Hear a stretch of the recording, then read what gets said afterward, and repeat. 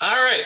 So this has been an interesting project. Now Arvan's and his co-founder Marta's a former student at FAU, colleagues, good friends, and we got to talking a couple of years ago about how to sort of bring safety to people in a new way, particularly with university transportation centers. We're very good at the research side, but that technical transfer, that engagement, particularly to non-traditional partners and the like, is a little more difficult to do. So this sort of emerged as an effort to do that. Now we also kicked it off just a few months before we had a global pandemic. So it didn't quite become what we wanted it to be. So we're going to present this a little differently today. I want to talk about the genesis of where these ideas came from, how we as a group sort of came together. And then I'm going to hand it over to Arvan, who's going to talk specifically about how we applied it in the Miami context. All right. And the approach we wanted to use is creative placemaking. Many of you may have heard this before. The idea is to bring communities together to develop a vision, a shared vision for their community. And this is often done through arts, events, culture, and repurposing public spaces.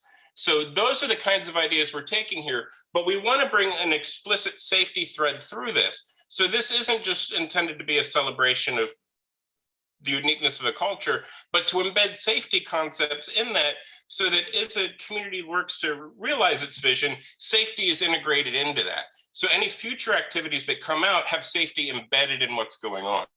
So that was the idea.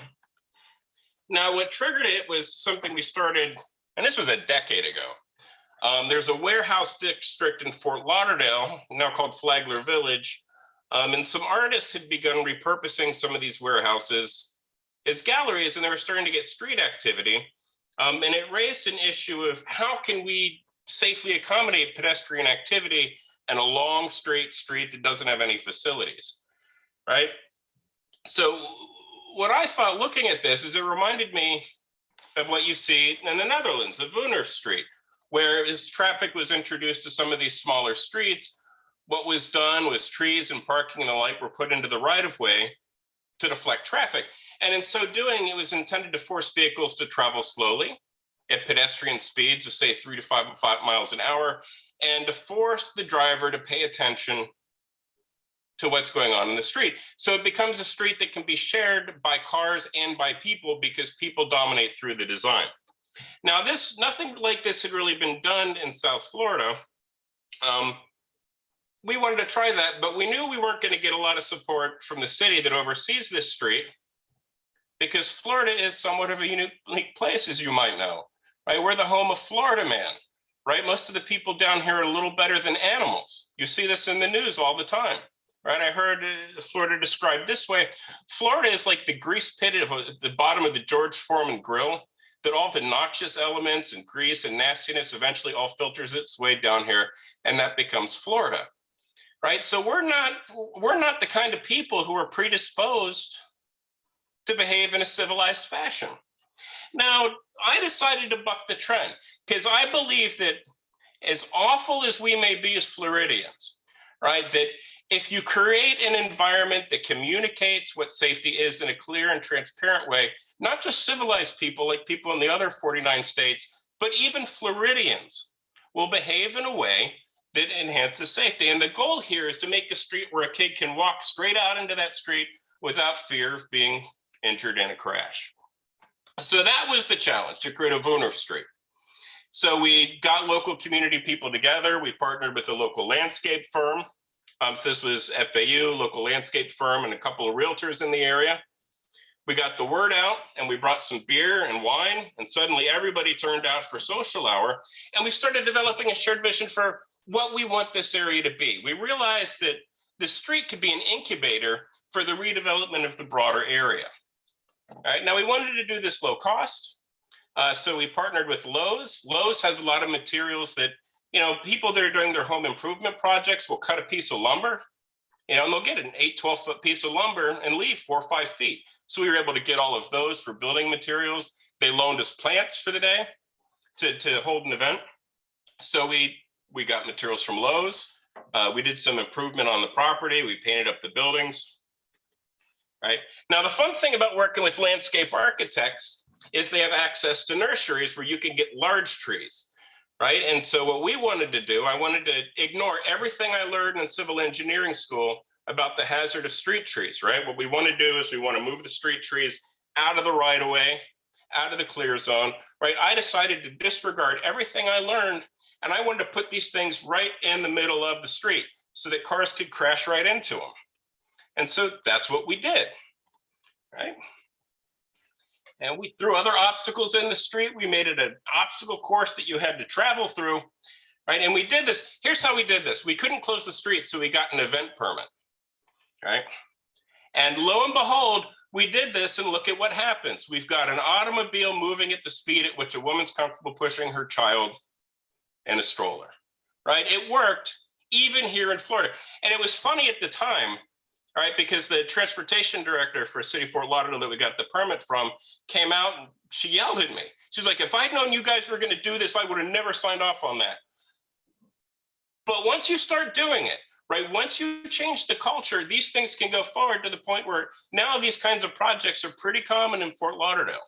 And in fact, I just got an email right before class where they're looking to do one, or right before the session where they're looking to do a new one, right? Because once people realize it's possible, it changes the way they think about what they can do, right? Now, we brought in other fun, again, kids in the street.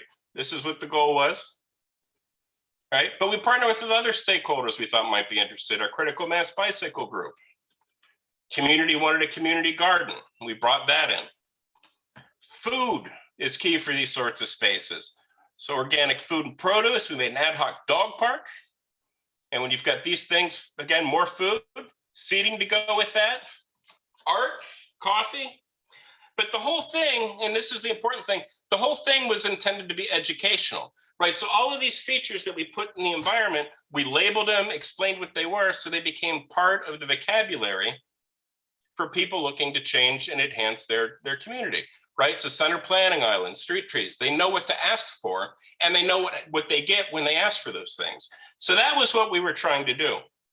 And the legacy of this, it's still going forward here a decade later. They've got a plan to convert that into a Havana Street, right? It's moved into another thing that's being advanced, this Mockingbird Trail shared use path that's going to run through there. And this is all as a result of the connections that were put together through this initial event. So we brought the concepts into the revitalization that are carried forward. Now, it's easy to do this in this case because we're dealing with, you know, young, middle class-ish type people. With this project, we wanted to reach more non-traditional partners. We wanted to reach out to people who are traditionally transportation disadvantaged, lower income, ethnically diverse. And so I partnered with Urban Impact Lab, who specialize in this. They have gone on and they're engaged all throughout the Miami community and trying to come up with new ways of civic engagement with the Miami community. And with these sorts of projects, what you look for, we call it urban acupuncture. You want to find a location where if you hit it, it'll catalyze a broader nerve that can spread more broadly. So after touring some sites, what was suggested was the East Little Havana area, which is on the far right of this illustration. The area has a large number of, it's overwhelmingly Hispanic, 95%, large number of low income. But the spot that was selected was Jose Marti Park through there, and Yvonne's will talk about this in a second. It's a park that gets a lot of activity that has a street that runs through it. And the idea was, what if we could repurpose the street in a way that allows for enhanced safety, for enhanced livability, that does a lot of the stuff that wound up being successful with the Fort Lauderdale Woonerf effort. So with that, I'm gonna kick it over to Yvonne's here, and he can explain what they did there. So let me stop share. Thanks a lot for that, Eric. And it was actually like participating in Parking Day, as that event was called, is really kind of what helped us inspire what we do a lot with Urban Impact Lab and how we approach all of our work. So I think that there's a much broader impact in everything that you're talking about there, as opposed to just a physical street and the impact it can have on the ecosystem and, you know, businesses and other things that stem from that. And let me share my screen here as well.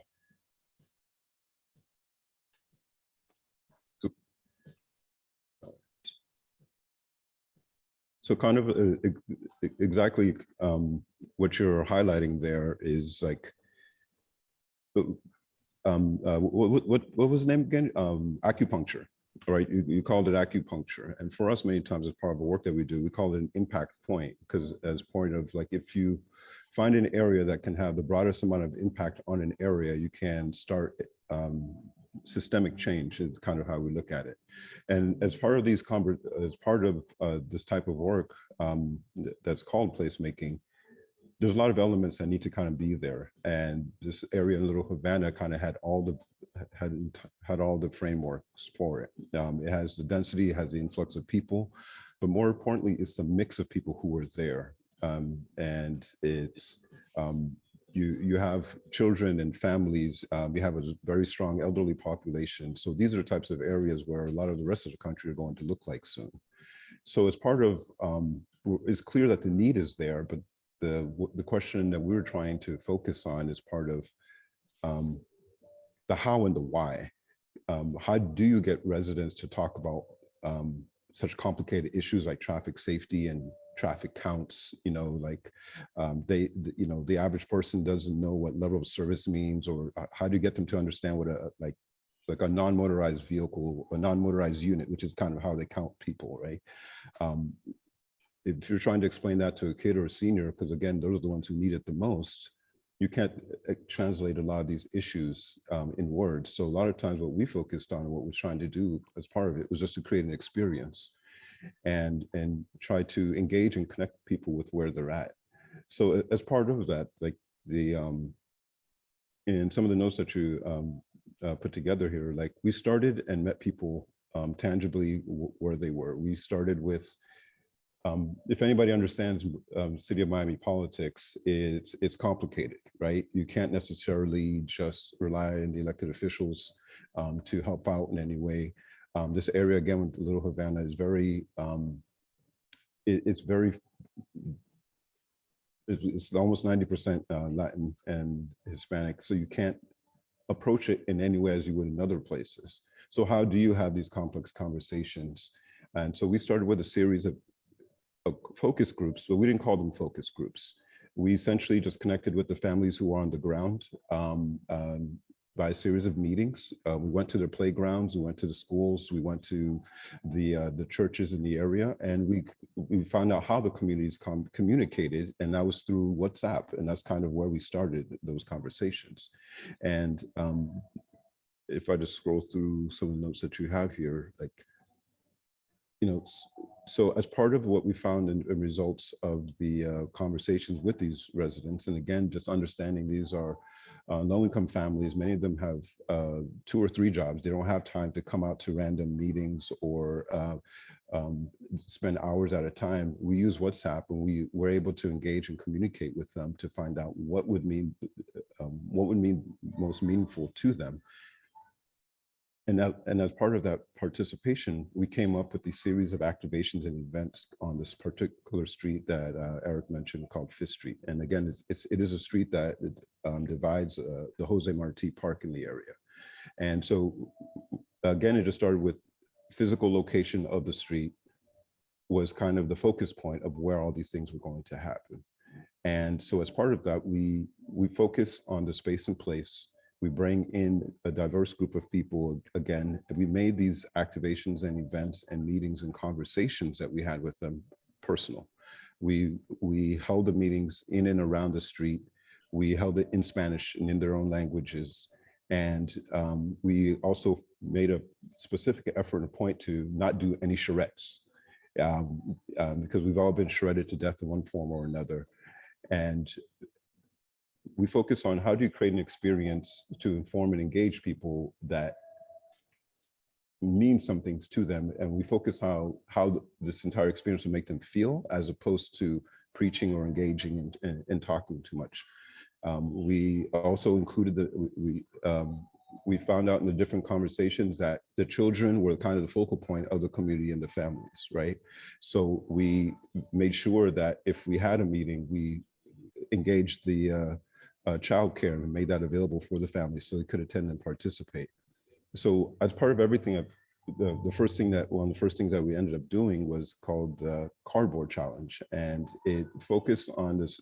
This is a national event that happens every year, and we use this as an opportunity, a hands-on activity, an opportunity to engage the community around the conversation of safety. But by using this event that happens, we were able to just have them participate in a tangible way that would show them, what was possible. So, essentially, we almost did the same thing that Derek did with parking day for Lauderdale. We closed the street. We got a special events permit. We didn't ask permission. We just did a special events permit.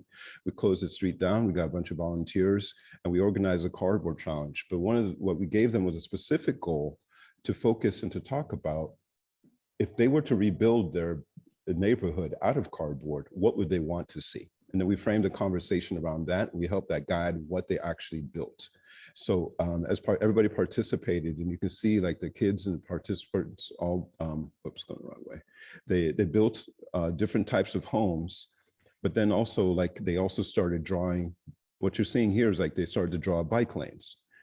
They started drawing the pictures of, right there's again as a bike lane, and then they also drew crosswalks, because right there as part of Jose Marti Park, there's a school literally across the street from it. So it became a specific focus on them to just think of how they moved. And if you prioritize and focus and help people think how they move and engage with the space and place, everything else kind of falls into place, and you don't have to have the wonky conversation. And we didn't bring up anything technical. It was just what did they want to see? What did they see in other spaces and places? And of course, like all these events were held in Spanish and English, and also some of it was done in Creole, in Haitian Creole, to kind of meet people where they're at. And it was kind of amazing to see that just by sheer engagement and participation, they knew exactly what they wanted to see, which correlated again with just having a safer space in place. And this applied across the board to children, the elderly, families, and others. And so as part of the results that came out of this is that we had all these folks that we had engaged in WhatsApp. We also did a couple sessions of Civics 101 with them to kind of show that them participating in the types of events like the Cardboard Challenge and all these things that they talked about that they wanted and they physically could see in participating, the way to start implementing those things is to start advocating for them. And we did a Civics 101 and participated with them to show them how do you start engaging and to start actually securing these things that they as residents want to see in their neighborhoods. And then that ended up, we of course worked with elected officials. We brought them into a couple of different different projects and events, and we did a whole different sets of activities like the Barrio Party. And so we just changed the dynamic of this particular street by just making this a place. This no longer was just a random street that they were all nervous or scared to cross. This was a place that they saw. So we even to the point where we allowed them to start engaging and gave them leadership roles in what types of activities were happening on the street. So for the first time ever in Little Havana, as part of this activation event, they held their own Dia de los Muertos. And this is a heavily, there's a lot of Central American families who were there who participated in their cultural events and activities that they usually participate at home that they've never had the opportunity to do here. And this was the first time that they had felt a space that they called their own. And these types of activities kind of highlighted the value of the context of what culture and language and focusing on how space and place matters to connect it directly to how people see themselves participating in a space, which in the end, the underlying factor is safety. If you feel safe in this space and place and how you move, everything else again falls into place. And even after we transitioned out of the space and we no longer were leading the projects, the community residents started taking over the projects, which played out really well. As Eric mentioned, the pandemic was a key issue that kind of stopped everything. But then the street again became a key focal point because this is where they realized that they could use the space and as a distribution for vaccinations, for distributing food. This is one of the few and one of the first locations in the city of Miami where people could actually walk up and be able to do food delivery and and you know, get supplies and that they could actually need to help kind of survive much of the pandemic and things that we're dealing with. And I was actually going to bring you in, Eric, as well, in terms as part of this this conversation, in terms of some of the outcomes. I know that you attended some of these things, but in terms of some of the outcomes, what did you see, or what did you think from your perspective as well? Well, I think one of the things that was really successful with this to keep in mind is, well, two things. First is engaging with children gets you to their parents engaged. So that's going to get you a broader array of people that are going to be involved. I mean, I think Irvan's underplayed the extent to which these events were really targeted towards the children, because children are our most vulnerable. Let's get them in there. And the thing that blew me away with these events is when it got to the point where the children are going to start organizing their model city together, there really wasn't a lot of need to explain things like bike lanes and crosswalks and all of that. They inherently understood the connections that were in there and were able to think through how you build these connections, what's safe, how cars relate into all of that. So you've got kids really understanding at a fundamental level pedestrian safety, bicycle safety, the lot, and then empowering them to ask for the type of facilities they want. And then their parents get to see them do that, and they can ask themselves. And this is one of the things that came out of this that Irvan's and his group oversaw, is they got the city of Miami to dedicate this as it's the city's first shared street, right? So this created a new framework for residents of the city of Miami to ask for shared streets like this, right? To repurpose it from something that's principally a conduit for cars to something that's a shared space that can be used by the people. Can you go back to the last slide real quick? There was another major point I wanted to make off that. Yeah, and the other thing is the community that they brought together, I think, was really rather critical and will be successful in other things going forward, because you bring people together, they now know each other and they have a voice. And they've also learned how to ask for the types of things they want, and safety is included in the suite of things they want for their community. So it was really exciting. My kids, I won't tell you which ones, but you can probably tell because of the gringos. So those are pictures of my kids. But it's a fantastic event. Anyway, I'll kick it back over to Irvan's. No, and it was, and I think that, again, like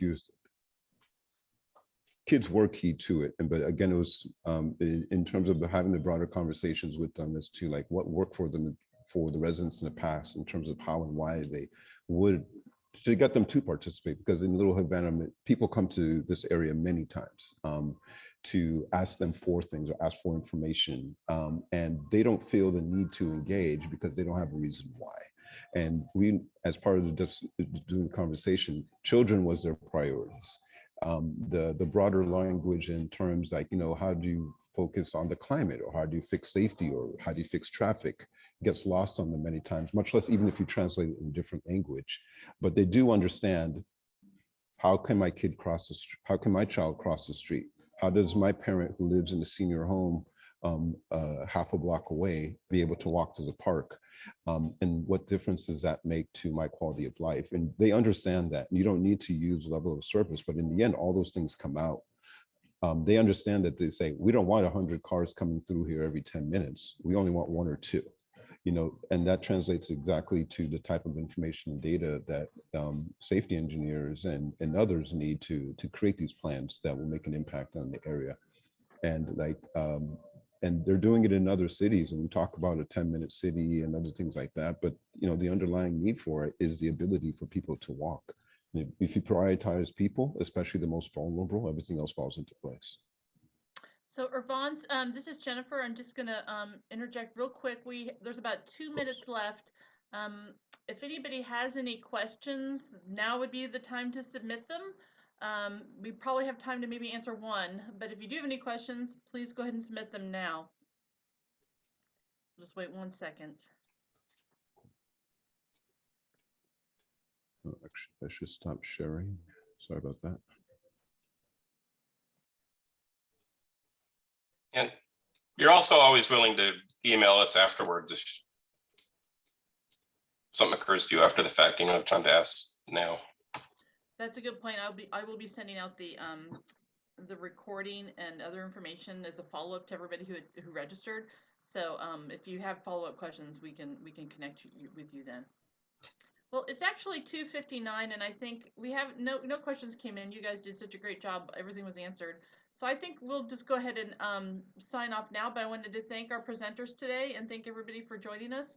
And stay tuned for an announcement about the next webinar, which should be next month. And we will be in touch. Thanks a lot.